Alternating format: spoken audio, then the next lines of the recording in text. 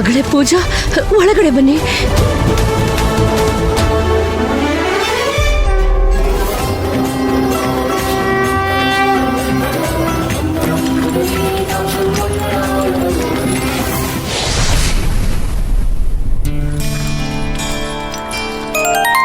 ದೊಡ್ಡಮ್ಮ,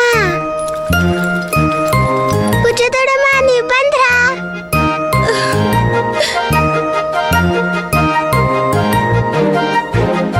ಹಾ ನಾಯ್ರಾ, ನೀನ್ ಚೆನ್ನಾಗಿದ್ಯಾ? ದೊಡ್ಡಮ್ಮ, ನಾನು ನಿನ್ನ ತುಂಬಾ ಮಿಸ್ ಮಾಡ್ಕೊಂಡೆ. ವಾಪಸ್ ಬಂದ್ಬಿಟ್ಲಾ?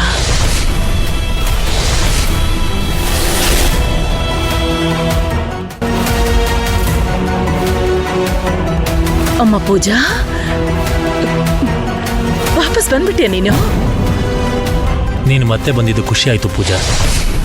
ನಮಗೆ ಸಮಯ ಕಡಿಮೆ ಇದೆ, ಕೆಲಸ ಜಾಸ್ತಿ ಇದೆ. ಹೋಗಿ ಸ್ವಲ್ಪ ರೆಸ್ಟ್ ಮಾಡು, ಆಮೇಲೆಲ್ಲ ಮಾತಾಡ್ಕೊಳ್ಳೋಣ. ಬಿರ್ಜು, ಪೂಜಾ ಲಗೇಜ್ನ ನನ್ನ ರೂಮಲ್ಲಿ ಇಟ್ಬಿಡು.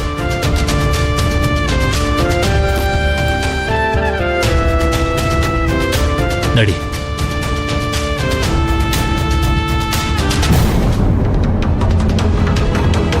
ಇನ್ ಸ್ವಲ್ಪ ಭರವಸೆ ಮಾತ್ರ ಉಳಿದಿತ್ತು ನನಗೆ ನಿಮ್ಮ ಮೇಲೆ.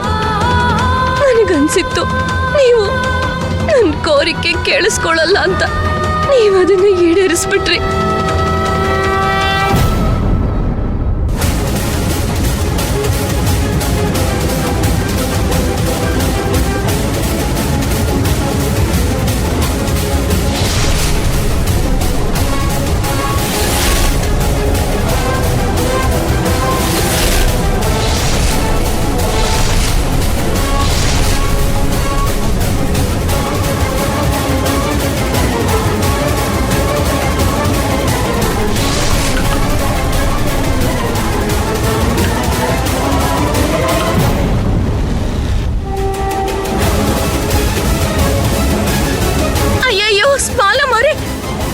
ನಿಮ್ ಕೈನ ನೀವೇ ಕಟ್ ಮಾಡ್ಕೊಂಡು ಗಾಯ ಮಾಡ್ಕೊಂಡ್ರ? ಇಲ್ಲೋಡಿ, ಬ್ಲಡ್ ಬೀಳ್ತಾ ಇದೆ.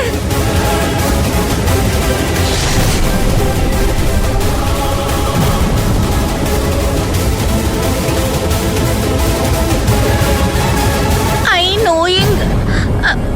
ಪೂಜಾ ಅವ್ರನ್ನ ಈ ಮನೇಲಿ ನೋಡಿ ನಿಮ್ ಕೋಪ ಅಪ್ಪ ಆಗ್ಬಿಟ್ಟಿದೆ. ಆದ್ರೆ ನನ್ನ ಹತ್ರ ಒಂದೇನೋ ಇದೆ, ಅದರಿಂದ ನಿಮ್ ಕೋಪ ಫುಲ್ ಆಗಿ ಕಡಿಮೆ ಆಗ್ಬಿಡತ್ತೆ.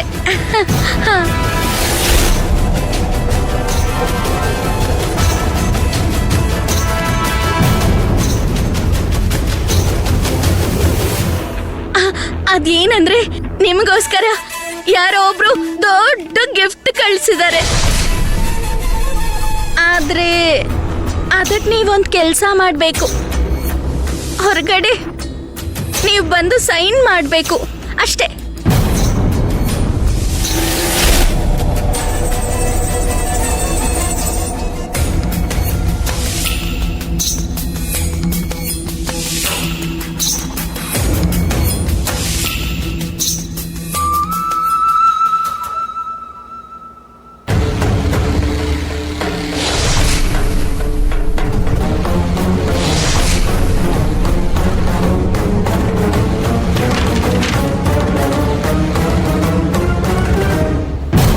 ಸರೋಜಾ ನನ್ನ ಹೆಸರಲ್ಲ.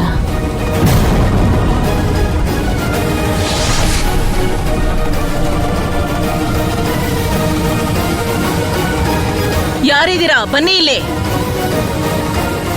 ತೆಗಿರಿ ಇದನ್ನ.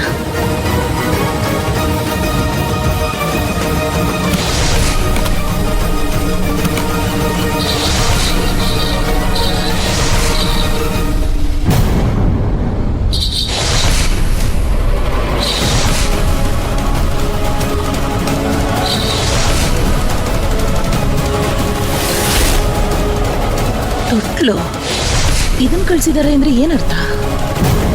ಯಾರು ಕಳ್ಸಿರ್ಬೋದು ಇದನ್ನ ನನಗೆ?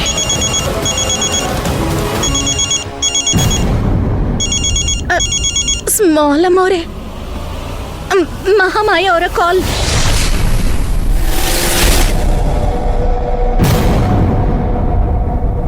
ಅದು ಈ ಬಂಗಲೆನಲ್ಲಿ ಜನ್ಮ ತಾಳತ್ತೆ. ಒಂದು ಸಣ್ಣ ಮಗುವಿನ ಕಿಲಕಿಲ ಸದ್ದು ಕೇಳಿಸ್ತಾ ಇದೆ.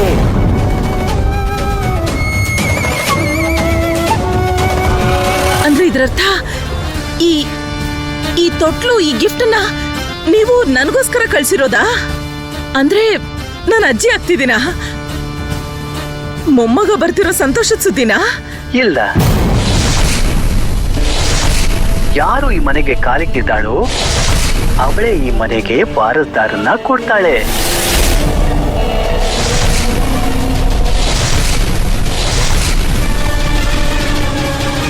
ಇಲ್ಲ, ಇದು ನಡೆಯಕ್ ಸಾಧ್ಯ ಇಲ್ಲ. ಅದನ್ನ ನಡೆಯೋದಕ್ ನಾನ್ ಬಿಡೋದಿಲ್ಲ. ಅದನ್ನ ನಡೆಯೋದಕ್ ಬಿಡೋದಿಲ್ಲ.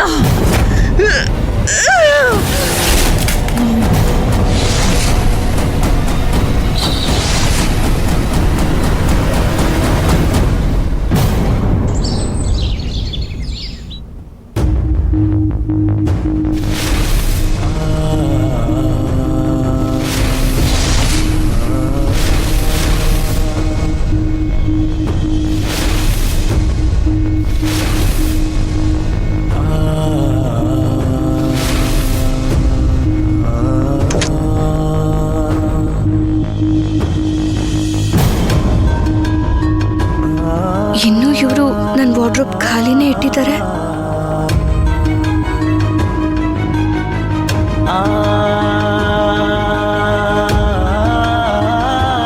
ನಿನ್ನ ಲಗೇಜ್ನೆಲ್ಲ ನಾನು ಕಬೋರ್ಡ್ಲಿ ಇಡ್ತೀನಿ. ಬೇಡ ಗಗನ್ ಸರ್, ನಾನಿಲ್ಲಿ ಬರೀ ಈ ಆರ್ಡರ್ ಪೂರ್ತಿ ಮಾಡೋವರೆಗೂ ಅಷ್ಟೇ. 6-7 ದಿನದ ಮಾತು ಅಷ್ಟೇ. ಅದಕ್ಕೆ ಇದರ ಅವಶ್ಯಕತೆ ಇರೋದಿಲ್ಲ. ನಾನು ನಿಮ್ಮ ಬಟ್ಟೆಗಳನ್ನ ಒಳಗಿಟ್ಬಿಡ್ತೀನಿ. ನೀವು ಈ ಪೂರ್ತಿ ಜಾಗನ ಯೂಸ್ ಮಾಡ್ಕೊಳ್ಳಿ. ಅದರ ಅವಶ್ಯಕತೆ ಇಲ್ಲ. ಅದು ಹೇಗಿದೆಯೋ ಹಾಗೆ ಇರಲಿ. ಕೆಲಸಕ್ಕೋಸ್ಕರ ಬಂದಿದೆಯಲ್ವಾ, ಕೆಲಸನ ಮಾತ್ರ ನೋಡು. 2 ದಿನದಲ್ಲಿ ಕ್ಲೈಂಟ್ಸ್ಗಳು ಬರ್ತಾ ಇದ್ದಾರೆ ಸ್ಯಾಂಪಲ್ಸ್ನ ನೋಡೋದಕ್ಕೆ. ಅದಕ್ಕೆ ಇದನ್ನೆಲ್ಲ ಬಿಡು, ಕೇವಲ ಕೆಲಸದ ಮೇಲೆ ಗಮನ ಕೊಡು.